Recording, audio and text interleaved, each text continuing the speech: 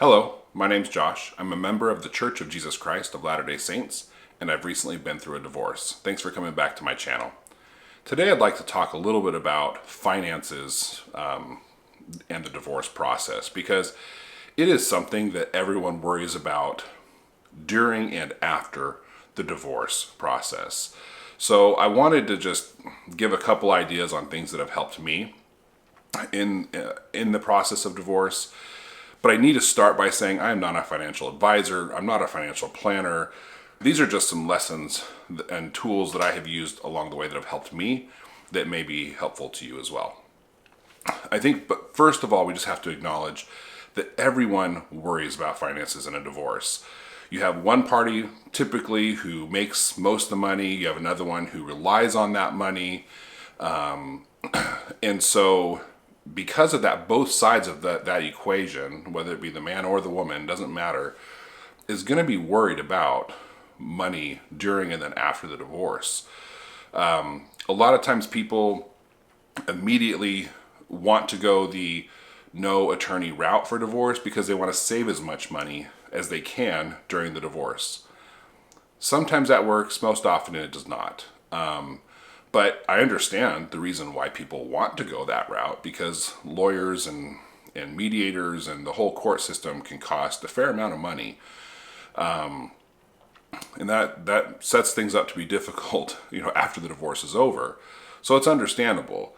But sometimes, that being said, I generally advocate for people to get an attorney and go through that process with an attorney. But because of money, people start acting out of fear. One of the things that actually really was helpful for me was several years before the divorce process, I was asked by my stake to facilitate one of the classes in the self-reliance classes that the church teaches. And then I ended up being assigned to the one about budgeting. And so I was the facilitator for that course. And there was a lot of really good lessons in there. Overall, the ideas in there were really basic and simple, but it made you think about a lot of different things. And it had a lot of different strategies that I had never really considered for budgeting.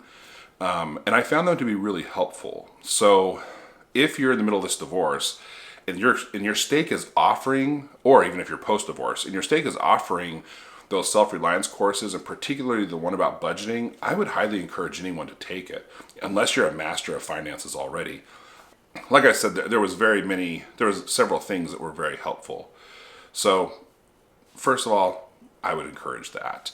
Also, if your stake is not offering that course, you can actually go online on the church's website and you can actually find the materials. The church isn't hiding anything there, so it's easy enough to find those materials on the church's website.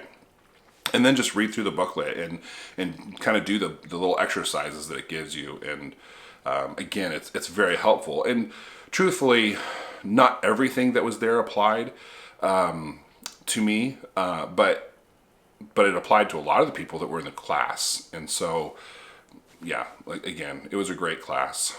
One of the things that I did while I was going through the divorce process is, at least in the state where I live, once you file for divorce, it kind of puts a freeze on everything.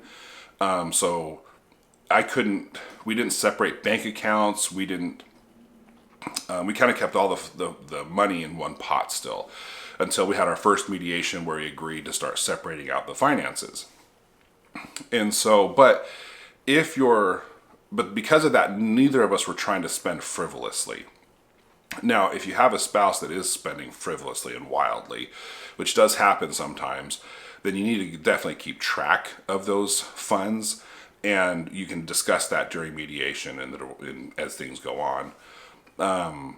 But be very careful with understanding what the law allows and does not allow in your state or country, I guess as the case may be, when it comes to finances during the divorce process, because every state and even the county you may live in may have different rules. So if you have an attorney, definitely find out.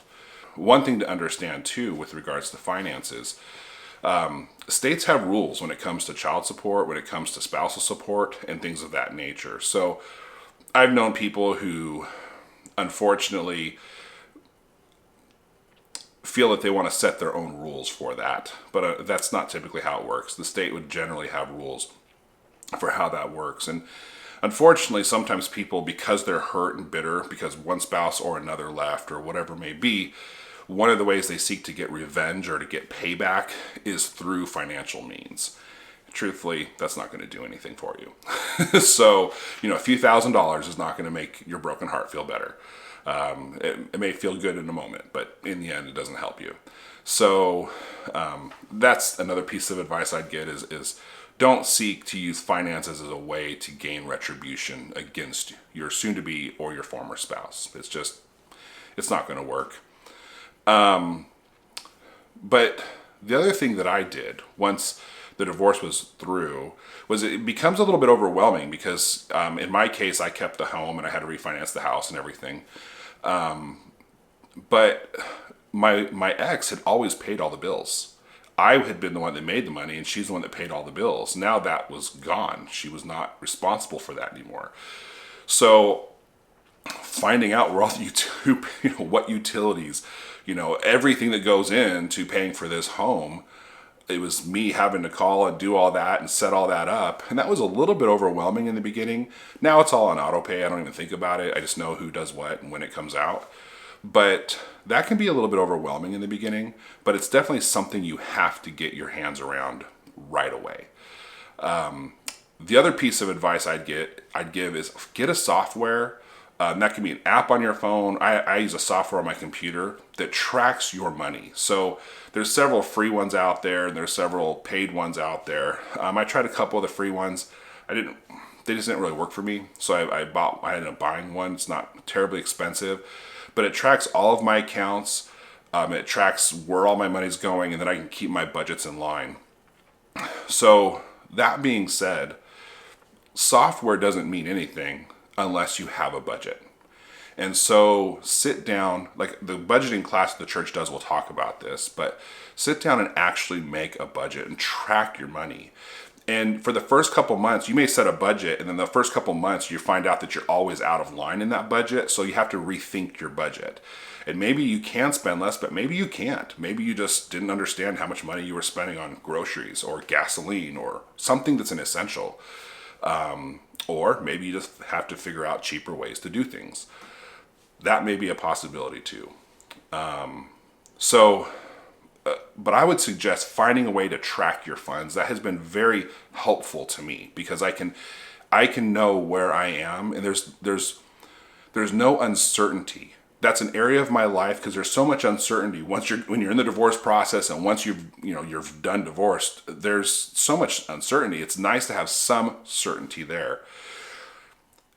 The other thing I would recommend when you set up your budgets that's really helped me is once my divorce was over, there was no savings left. There was no, my ex got a chunk of my 401k. That was part of the divorce. And so now I'm having to rebuild my retirement funds. I'm having to rebuild just my savings account. I'm having to rebuild a lot of things. And so when I created my budget, there was two things I had to think about. One was the money I need to live every month. And then for me, what's the money I need to spend to set myself up for the future? I'm fortunate to be in a position to be able to do that every month. And I know some people, money is really tight, but I would encourage everyone to try to put some savings aside. If you can afford to, put some money towards your future as well. So those are very important things that I have done for myself that have been very helpful, because when you have unexpected expenses that come, so for me, my refrigerator died a couple months ago. I had to buy a new fridge. Wasn't expecting it, and those aren't cheap. But I have money set aside to help me with that. But the final piece of advice that I'd give, and I would think this is the most important piece of advice I would give when it comes to finances, is pay your tithing. That is, to me, the first thing.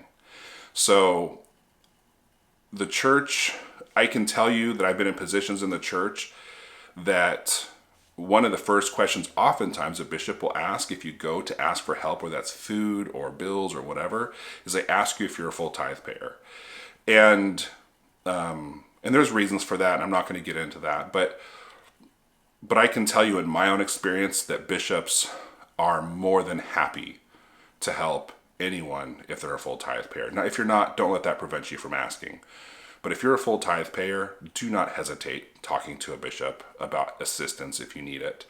It really is there to help. And people hit hard spots and they need help, and it's okay. But first, start by paying your tithing.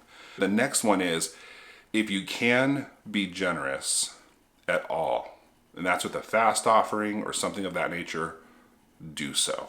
That may only be $5 a month.